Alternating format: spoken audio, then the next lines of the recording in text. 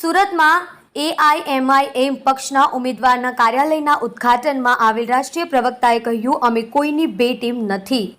ગુજરાત વિધાનસભાની ચૂંટણીઓની તારીખ હજી જાહેર થઈ નથી, ત્યારે દરેક રાજકીય પક્ષો પોતાના ઉમેદવારને જીતાડવા માટે અત્યારથી જ કમર કસી રહ્યા છે.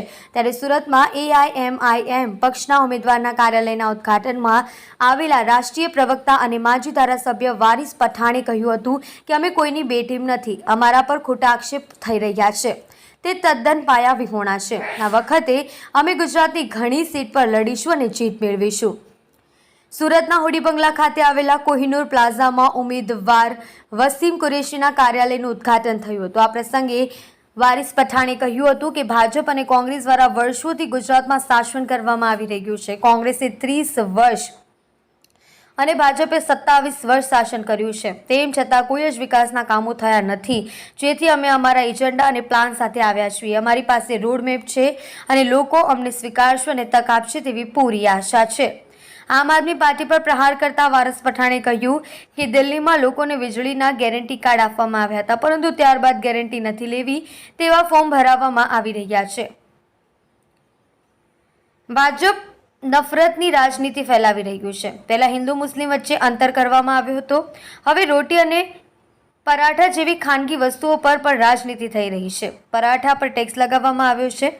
આ શું સાબિત કરે છે? અમે વિકાસની રાજનીતિ કરવાના છીએ. અમે સ્વાસ્થ્ય અને શિક્ષણ પર ભાર મૂકી રહ્યા છે, જ્યારે ભાજપ કોંગ્રેસ સહિતના પક્ષો આવી પાયાની કોઈ જ વાત કરતું નથી. જોતા રહો સુરત एक्सप्रेस न्यूज चैनल. सदर जनाब साबिर काबलीवाला साहब से, जो जमालपुर खाड़िया से हमारी दलित बहन कौशिका परमार थी, जो दानी लिमड़ा अहमदाबाद से है. उसी दिन असद साहब ने वसीम कुरैशी साहब को डिक्लेयर किया था सूरत ईस्ट आपके यहाँ से, जो आपका अपना बच्चा, आपका अपना बेटा, आपका अपना भाई है. आज सदर साहब ने 2 कैंडिडेट और डिक्लेयर किए हैं. एक आपके हलके से आपका अपना चहीता अजीज अब्दुल बशीर शेख साहब, जोर से ताली बजाओ.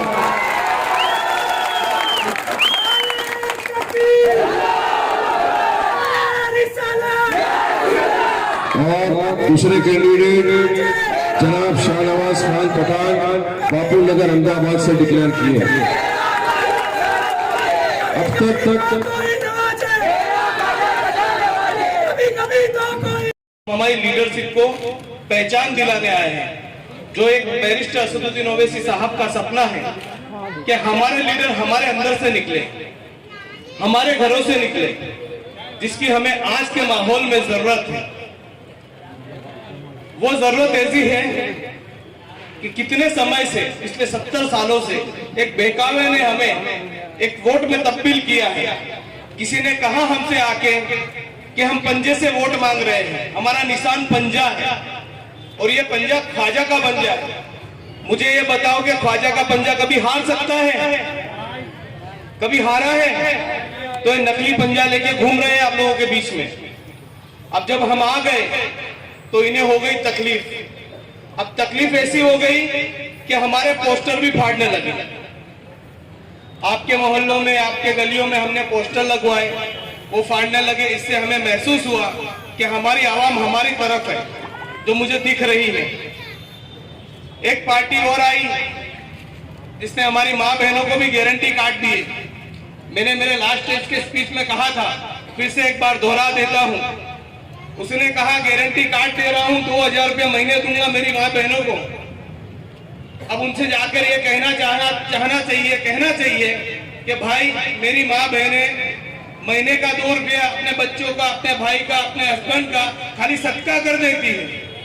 उसको 2000 रुपये की क्या जरूरत है? रही लाइट बिल फ्री देने की बात, झाड़ू लेके आए मुफ्त मुफ्त मुफ्त मुफ्त. अरे भाई, हम कई सालों से बिल भर रहे हैं. जब एक बल्ब चलता था वो छोटा वाला 100 वोल्ट का, तब भी बिल भर रहे थे. और अब 5 ऐसी चल रही तो अल्हम्दुलिल्लाह तभी भी बिल भर रहे हैं हम लोग. हमें फ्री की आदत नहीं है भाई. हमने फ्री कभी खाया ही नहीं. हम ज़कात देने वाले लोग, हमें फ्री की क्या जरूरत है?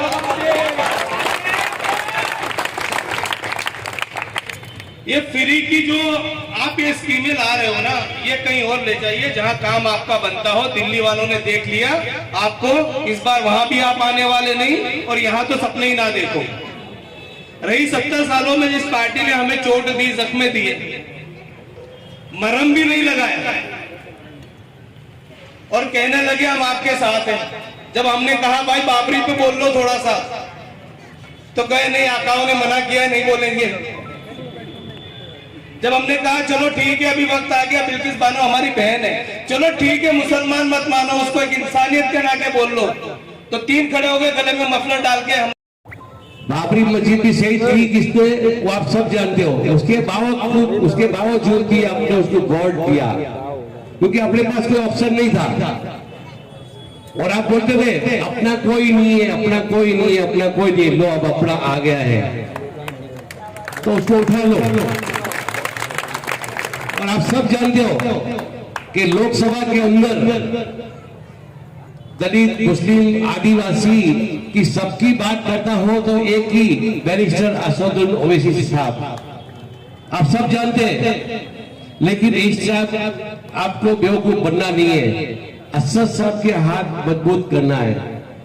इस विस्तार में से वसीम कुरैशी साहब को आपको जंगी बहुमती से जिताकर भेजना है और एक मैसेज देना है। मैसेज ये देना है कि यहाँ पर सूरत के अंदर एक भी काउंसिलर मुसलमान नहीं है, और आपको डायरेक्ट विधानसभा के अंदर भेजना है, डायरेक्ट विधानसभा के अंदर। क्योंकि आज तक आपने वोट जो दिया कांग्रेस को, वो वोट काम में आया नहीं है। आपने कांग्रेस को वोट दिया, बीजेपी, कांग्रेस और आप पार्टी, तीनों की विचारधारा एक ही है। तीनों की विचारधारा एक ही है कि मुसलमान, दलित और आदिवासी को खत्म करो। वो आज तीसरा आरएसएस कौन? आरएसएस को पैदा किसने किया? कांग्रेस ने। आरएसएस को पैदा करने वाली कांग्रेस, उसके बाद आई बीजेपी, उसकी भी वही सोच, वो कांग्रेस से आगे निकल गई, मुद्राकांड करवाया। किसका नुकसान किया सबसे ज्यादा? कांग्रेस और बीजेपी के अंदर वोट लगी थी। कांग्रेस वाले बोले हम इतने मारे, बीजेपी वाले बोले इतने मारे। कौन था कोई अपना, कोई बचाने वाला? कोई नहीं था जब अपने अकेले थे। असदुद्दीन ओवैसी साहब अपनी क़यादत बढ़ाने के लिए आए हैं, मुस्लिमों की नेतागिरी पैदा करने के लिए आए हैं। मुस्लिम पे नेता है लेकिन वो सब पिके हुए हैं। तो आज असद साहब जब यहाँ पर आए हैं तो अपनी क़यादत खड़ी कर लो। अपने जितने हो सके इतने उम्मीदवार अपने जीता कर यहाँ से भेजना है। हम लोग आज कांग्रेस के अंदर पहले एक टाइम था 22 सीट विधानसभा के अंदर मुसलमान जीत के आते थे। अब 22 सीट जीत जाओ, कब होती होती आज 3 सीट हो गई। आज 3 सीट हो गई, आज चिंता कर रहे हैं, वो 3 सीट बचाने की बात कर रहे हैं, हम 30 सीट बढ़ाने की बात कर रहे हैं। और लोगों के अंदर अलग अलग भ्रम फैला रहे हैं कि ये पार्टी आई है 3 सीट है, उसको खत्म करना। इन्हीं मीटिंग की वजह से आज राज्यसभा का मेंबर है। मुसलमानों आंख खोलो, दिल्ली से कुछ लोग आए हैं गारंटी कार्ड काटने। मैं उनसे कहता हूं हमें गारंटी दो आजाद की, हमें गारंटी दो हिजाब की, हमें गारंटी दो हमारी सेफ्टी की। ये ढोकौसलाबाजी नहीं चलेगी। अब तो जो मुस्लिम हित की बात करेगा वही इस देश में राज करेगा। हमारे पूर्व विधानसभा के उम्मीदवार वसीम कुरैशी साहब को जंगी बहुमती से जिताइए और विधानसभा में भेजिए, ताकि विधानसभा में पहुंचकर ये सवाल कर सके कि आश्रमों की भी जांच करो। मदरसों की तो जांच कर रहे हो, आश्रमों की